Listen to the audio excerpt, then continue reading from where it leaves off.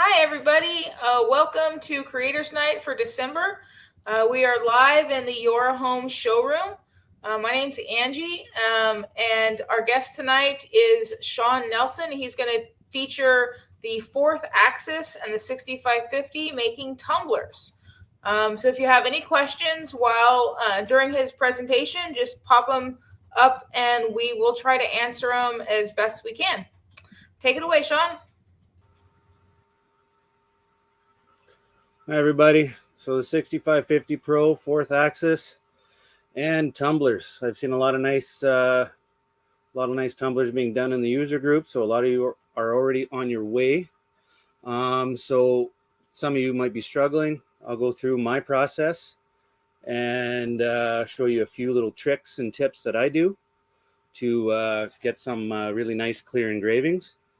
So the first, you're going to probably want to get yourself a set of calipers. You can get these on the YoraHome website in accessories. I think that we have a link that we might be able to post up there. And what you'll use these for is to get the diameter measurement of all the tumblers. And then from there, Lightburn is going to give you the diameter, and then you can start designing from there. So if you don't mind bringing up my my screen, please. And possibly the cup, my tumbler camera. So right here, you're going to see that I have a profile already made up. What it does is it's got the diameter, and then Lightburn gave me the circumference, and I made a box the size of the circumference. These rectangles on top here are handles, since this tumbler has a handle on it. So where you're going to change all of your settings on your rotary, your chuck or your roller, I'm using the 4th axis, so I'm going to select the chuck rotary type. You can enable it here or enable it down in your laser window if you have it displayed down here. You'll input your object's diameter right here. This is mostly for the chuck rotary. I did it with a roller rotary as well. However, not as important on a roller because the rotation is more based on the diameter of the roller wheel. And when you put your object diameter in, Lightburn automatically calculates the circumference of your cup. So from there, you can input the circumference for a box. I always find a layout for my more complicated engravings are very helpful. But to kick things off,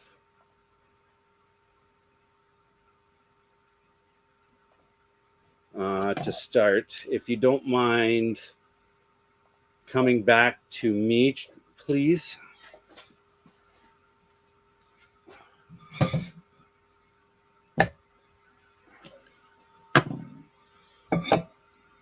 The best way to get the object diameter is to put it flat on top and then tighten it. And then you take the measurement. These 14-ounce Yetis are about 4 inches in diameter. I always round up to the to an even number.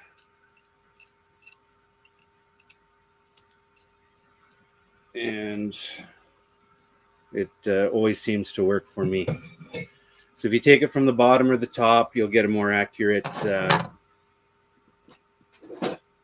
diameter.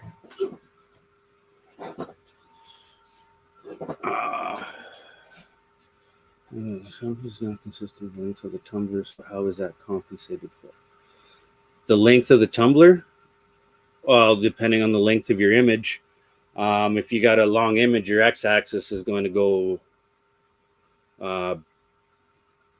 as long as the tumbler is. If your image is, I'm going to show you how to position a couple different ways here. I guess we can go back to the screen. I'll go back to mine. So the conventional way of what most people do is you have an image, and I guess I should probably point out to the how to position your rotary. I always have the chuck facing the right side of towards the right side of the machine. That way, when I rotate it, it's going to, I guess, rotate up and down in the proper directions. So if you have the chuck facing the wrong way, you're going to have a backwards image. So always make sure the chuck's facing the right side of your machine. So I will always arrange and rotate my image. So the top is to the left and the bottom's to the right as the chuck is orientated on my bed. Oh, what was that? And Shawn, just clarification on that question real quick. The gentleman was asking about the circumference of the cup changing, especially on tapered ones. Well, when I have, if you can see the egg-shaped tumbler I have down there, I kind of cheated on the circumference diameter a bit. I didn't put it to my smallest and I didn't put it to my largest.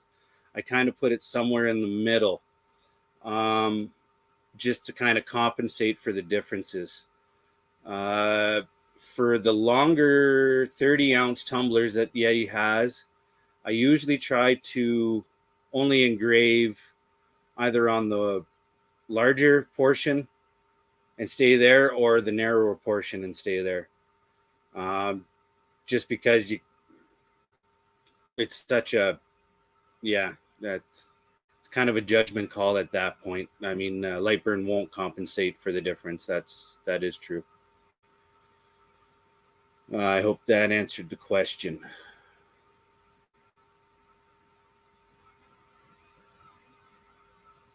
Anything else, or are we good? Because I can't see any of the screen right now.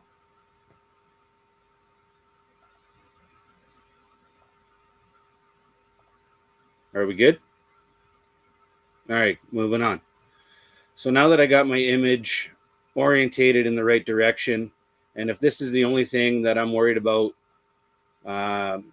engraving, and I have my laser positioned on the center of my cup at the highest point of the cup, I might as well turn my fire on. And if you can see where that blue dot is, that's center of my engravable surface.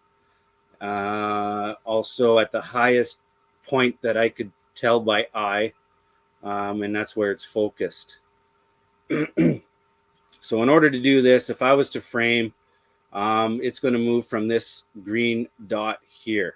I have current position selected at the center, and so the current position is right now is being used as the center of my work bed, and that's not going to work in this case because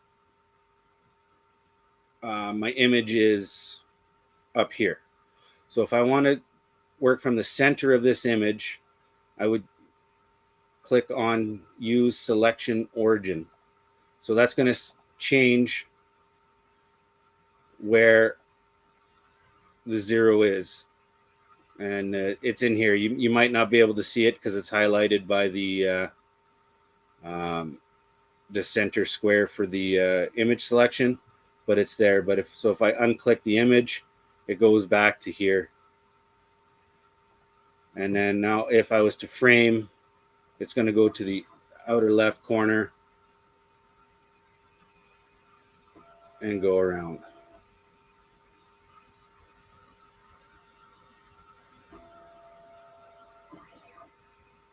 Okay.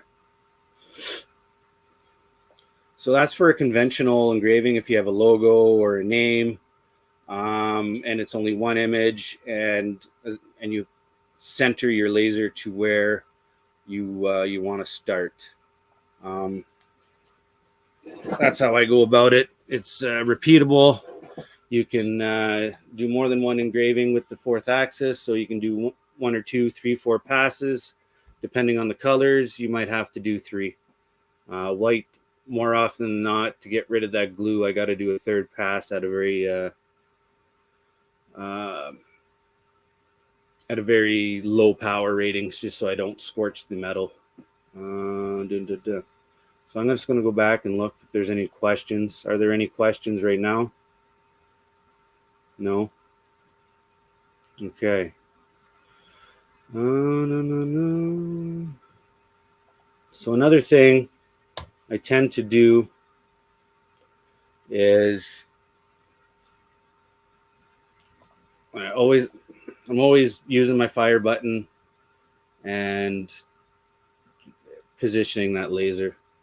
But for my more complicated burns, when I have a full wrap, such as this, so you're going to notice that when I frame,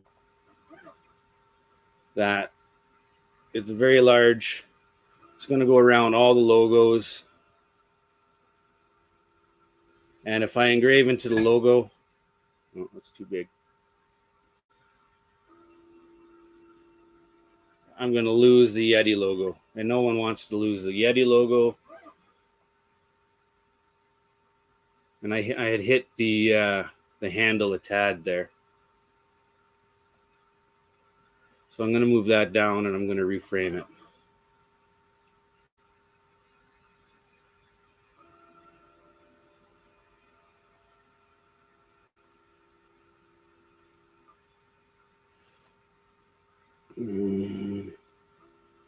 Probably going to have to move that down a little more.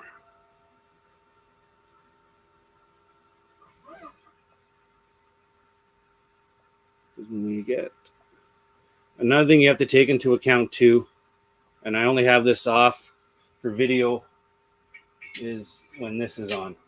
This is going to dramatically change the distance you can actually go, because this is going to hit the handle a lot sooner than this will, than your air assist block.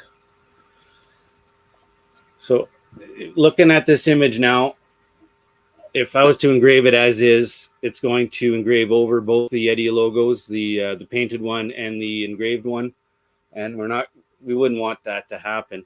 So we're going to want to do a subtract bowling action, and in order to do that, first you'll have to actually figure out an outline as to where those logos are in conjunction to your 0 position and your image. So we'll just turn off the image for a bit. So here I made I took some measurements of my Yeti logo and drew a rectangle and positioned it. So now on this one, we're not going to want to use from selection origin, because if I was to do that now, it's just going to frame that rectangle in the spot, and it's not going to do what I want at all. So we're going to take off use selection origin, but you're going to want cut selected graphics only. Okay, we're going to turn frame off of the tool 1 layer. Now this means that it's not going to frame this tool layer anymore. If I did that, I'm going to run into my handles. I'm going to really screw stuff up, and I'll have to re-zero everything all over again. So now with this, I went in pre-position. I'll actually go move this. Hold on. I don't think it moved. I'm going to move this. And now, and I'm going to go frame. I'm trying to go around the Yeti logo. So it didn't do it. Click it again. Move it. Move it. Frame. I think that was good. I missed that.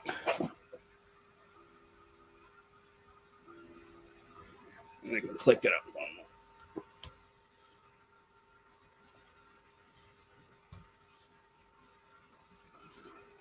You're going to do this a bunch of times until you get it just right, how you want it. And how do you know what power to use? For how do I know what power to use for what? Framing, engraving, what? The question is for engraving. How do you know what power to use for engraving? Well, I do a lot of testing, and then I end up doing more than one pass. I'll typically engrave. Like I have a test cup for every cup I've done, and it's sometimes different. If with different batches, it's different from color to color. It's different from thickness of the coating. I mean, there's no right answer. If it's not engraved enough, then you have to do another. Then you have to do another pass, and then the next time you do a fresh engraving, you can either slow it down or up the power. It's actually kind of subjective. And for me, it's all mostly trial and error. Oh, I really moved that and screwed it up.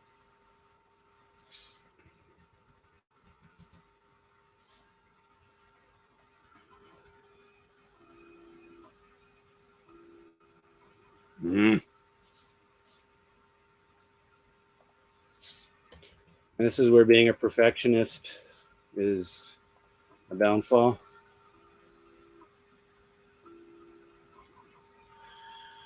Okay, so now we'll do this one.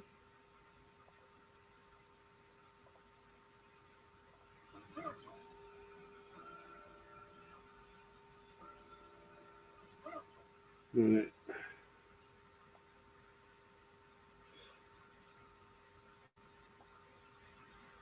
Oh, one thing I forgot to mention is make sure you select everything, and then you arrange and you move your selected object to page center. Just make sure it's in the page center, because that's where your laser center is going to be. And then you can move around from there. So I think when I hit, the handle, it moved everything a tad. Yeah. So now I got to reposition everything. So this is how easy things kind of get screwed up, and you just have to take your time just to make sure you get what you want. All right, I think I got her. So with that done, I can hide that layer, show this layer, and now we're going to want to do a subtract boolean to get rid of the graphic in those areas. So you select A, and you want to subtract B. So that would be the rectangles. I do one at a time just to make sure that I get so I can see the outcome, and it's done that. So then we'll do this again. Select A, select B, subtract bowling, and now we can do a frame of the whole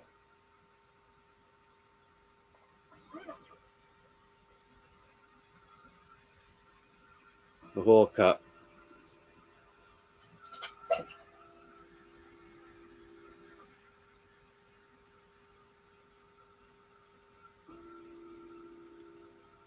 All right. Okay. I'm going to do another. Do one more frame with the laser shield on. Save. Now I'm going to have to do that all over again. I should have made sure first.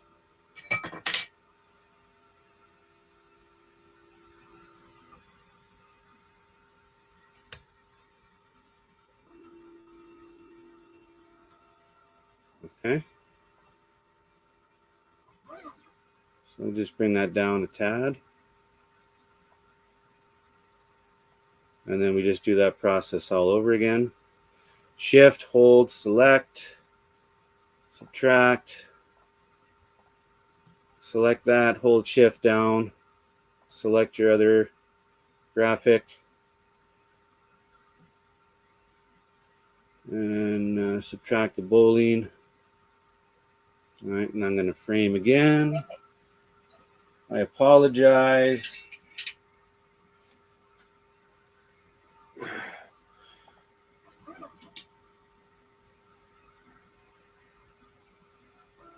All right.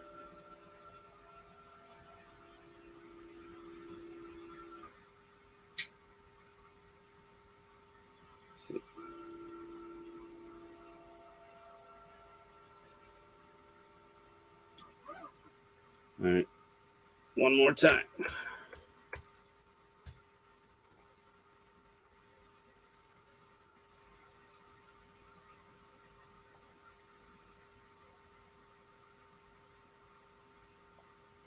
So are there any questions as of right now as to this process, or anything that you might be coming up to, or complications that arise for you that you have that I might be able to answer?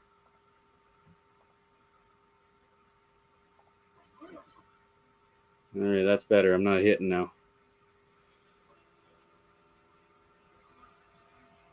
So I wanted to show you the some of the complications that arise with doing this, and it takes time to get used to. If I don't do it for a while, I'll forget the process, and then I'll have a hard time trying to frame around or engravings that are on the tumbler already, or what have you. So I'm going to turn on my intake system, and then we can have this engraving in the background, and I guess I can answer some questions. And show you there's not much else other than just I have a rotor fourth axis setup video, I think on the blog page, and I usually start about 40. It's black, so I can go lower actually. So black engraves a lot better than most of the other colors. So 40 at 120 with the 80 watt is usually pretty good. Another trick is I usually go up to 333 lines per inch, and that gives me some good overlap and make sure that I have very minimal spacing and missed lines throughout the engraving. I will often add a second 90 degree 333 as well. I just recently started doing kind of a crosshatch sort of idea. You can also just select the crosshatch option. Sometimes having a second one, if I don't need it, I can just stop it before I do it. Just how I do things. You hit preview, shows you what it's going to look like. I normally work in outlines. I just went to filled rendering style just for the demonstration. So again, I'm just going to frame to double check before I go.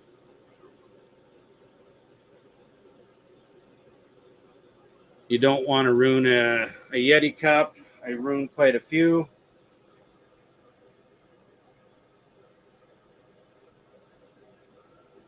And the worst is when it's provided from a customer and your engraving is, you charge less for your engraving than the cup costs. All right, hit start. I have warning, so is it focused? Is it positioned? If I'm using the rotary, is the diameter correct? Let's double check. The rotary, it's 4-inch diameter on this cup. Yeah, my rotation's good. Everything's good. So now we can go back and do it again. And now that it's engraving, I'll move over back to here. While that's working, Shawn, we have a question from Randy. What would cause lines in the engraving? I focused my laser, done several tests with different speed and power and LPI. What else am I missing?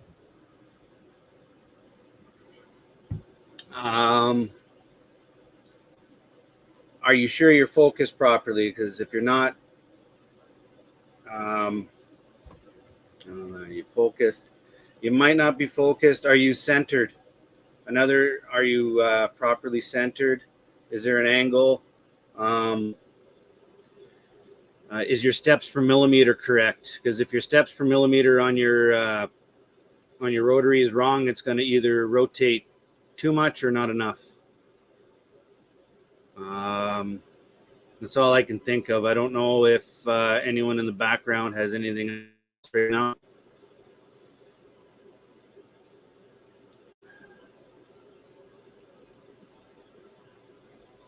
You just have to make sure that rotary is dialed in.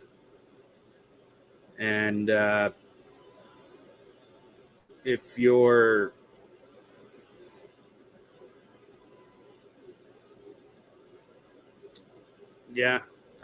that's all I can think of.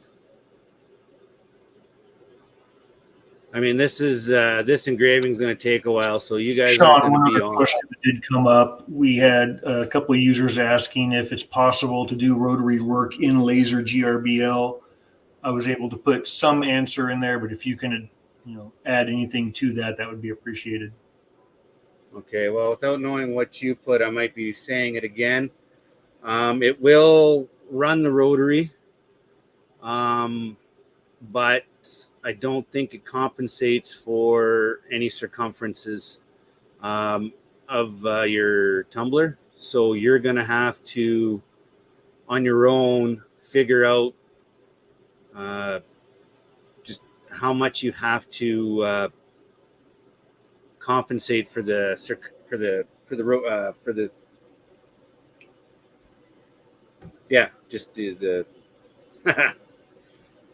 I'm at a loss for words. You have to compensate for the curvature of the tumbler in laser gerbil yourself. So you have to design the image and kind of distort the image in order for it to come out properly on the due to the and I just had that word and I lost it again there. So it's not going to do it for you. It's more difficult. It will do it, but it's more difficult. Lightburn does all the math for you. And The word you used was curvature. Thank you. Thank you very much. Yeah, we got a major snowstorm here in Northern Ontario, and it's just been a long day clearing snow for the city. And so I've had very little sleep.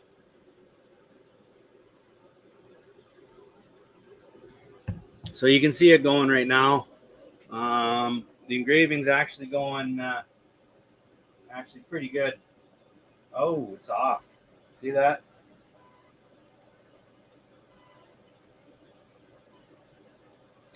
This is a bad example here. I don't know what happened. I had it framed and everything. I don't know what I did. Wow. But to prove that my method works, I have done this one. And the reason this angle is the way it is due to the curvature. Because it's very thick here, it's narrow here, and then it goes narrower down here. So that's just how the curvature of the cup is. But if you follow it around,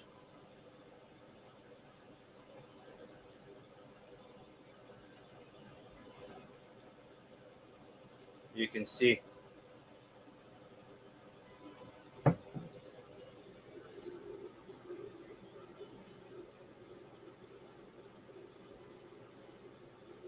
No. So, as I've said, stuff does happen. Sometimes the program does something or something happens you don't notice. And it doesn't always work.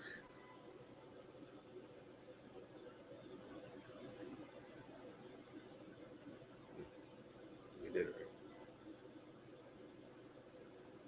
right. And I don't know. That's kind of embarrassing, actually. So if there's any other questions, or if you guys just want to drop off and completely ignore me at this point, I wouldn't blame you. Not a good example right now.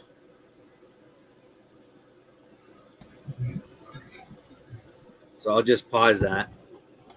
It may have altered something when the shield came off. Was probably what happened. That's more than likely what happened. I didn't make sure, and that's why you got to do it. You got to double check, triple check, quadruple check, and then go on. But that sucks. I just wasted a $45 Yeti cup. So if there are any specific questions.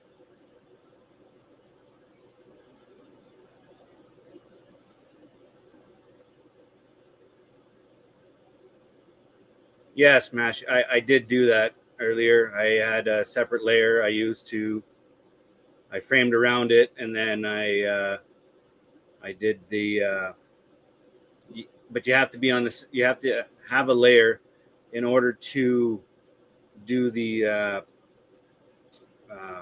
welding. Once you do the bowling subtraction, you cut it off, and then it just becomes one layer anyway. So going through that process, I have a separate layer that I use to frame around the logos, and then you have to make, once you weld it, it becomes one layer anyway. So there's no way around that.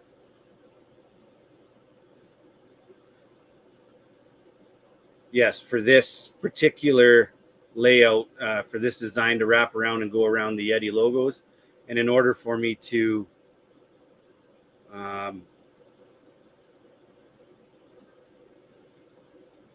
do that, to go around, you have to turn off selection origin.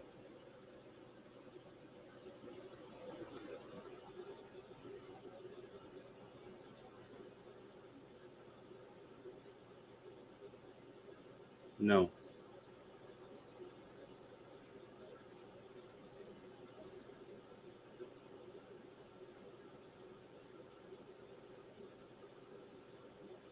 More than likely, but not with the fourth axis.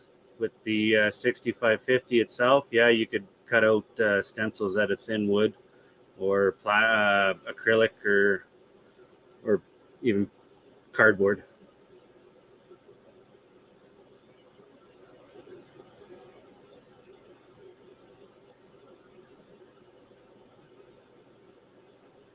Yes, that's what I did, Matthew.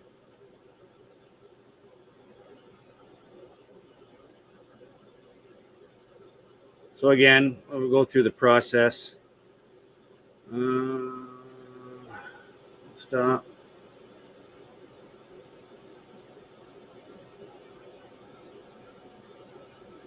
Okay, so we'll stop. And I guess I can turn that off. We'll just rotate that down again.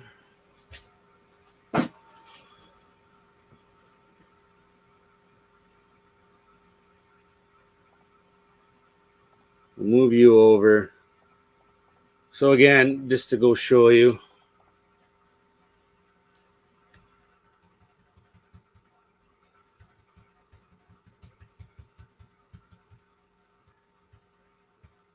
All right. So we'll turn this off. We'll turn this layer back on. And now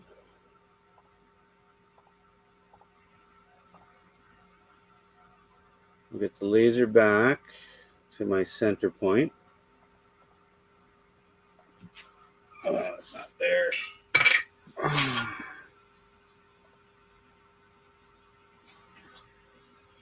That's pretty close. So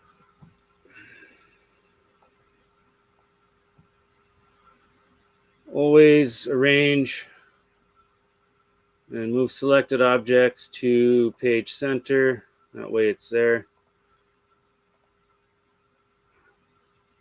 And we'll go frame around it. Okay.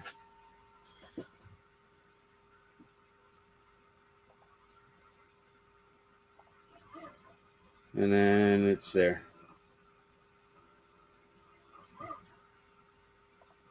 Actually, I think what I might have did, range. No, that shouldn't have mattered. Oh. See, that's what happened right there. These weren't moved. I didn't move these blocks. So if I would have put those where my reference points were. All right, see, I just found out what I did. I rushed through this, being a little nervous. Presenting to all you guys. And that's why it did what it did. So now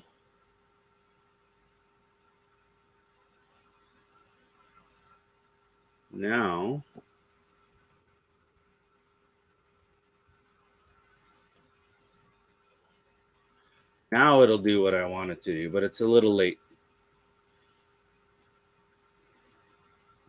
Turn that off so I can just select that one.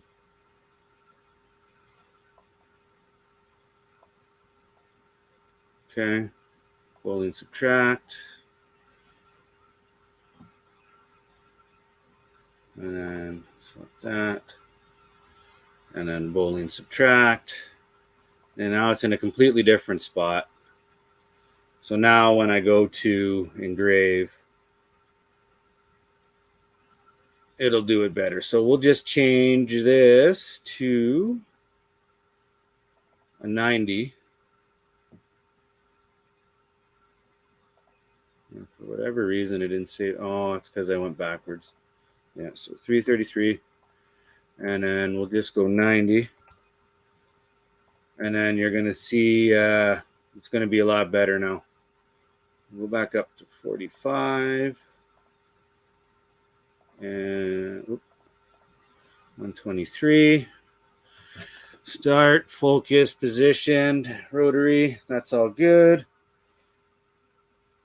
Oh, my bad. I got cut selected graphics on. Start, yes, and go. Oh.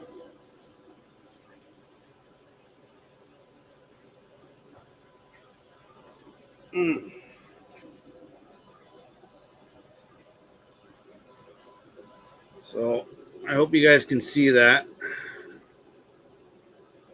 because I can't anymore. No. Pause. That back on. We'll resume. And we'll go. All right. So I rushed it, and I didn't move the rectangles that I had duplicated from the tool layer, the T2 layer, that were the size of the rectangles to go around the Yeti logos, and I didn't make sure that they were fitted in. They fit in, and I'm going to blame that on using the fill rendering style, where that's all black. I'll thank Charles for that one, because he requested I did that for you guys. And here we go. We're going. I'm going to pause it in a spot, and I'll show you how we're going around the logo here. So now you can see that I'm engraving here. I'm on this side of the logo. We started underneath, and we're stopping over here somewhere, wherever it stops. I can't see because I engraved on it. But I guess there's really no... We'll keep going, I guess.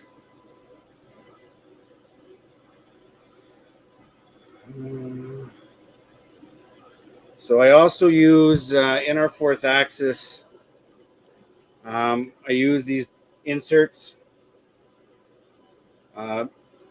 Myself and Tony, we designed them.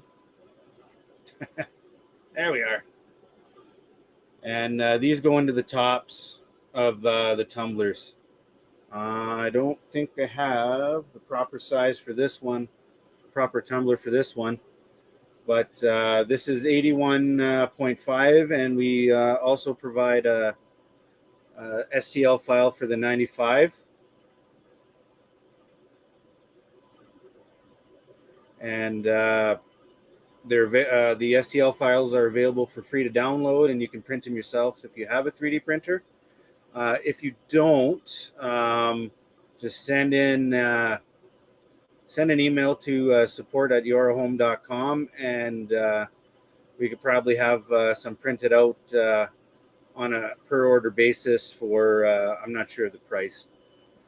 They can arrange it and sell you and have them sent to you. They are designed for the most common Yeti cups that people request to have engraved. So you got the 14-ounce ramblers, the 30-ounce ramblers, and the rotary will fit up to almost 70 millimeter diameter cups as well.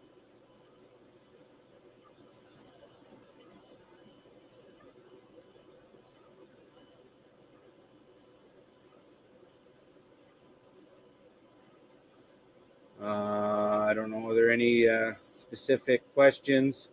I don't think I have much more to demonstrate. There's a little bit of a mistake there for me.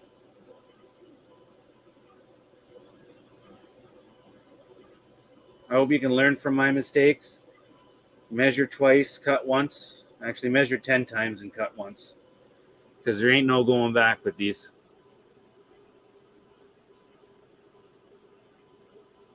Whatever you want to say.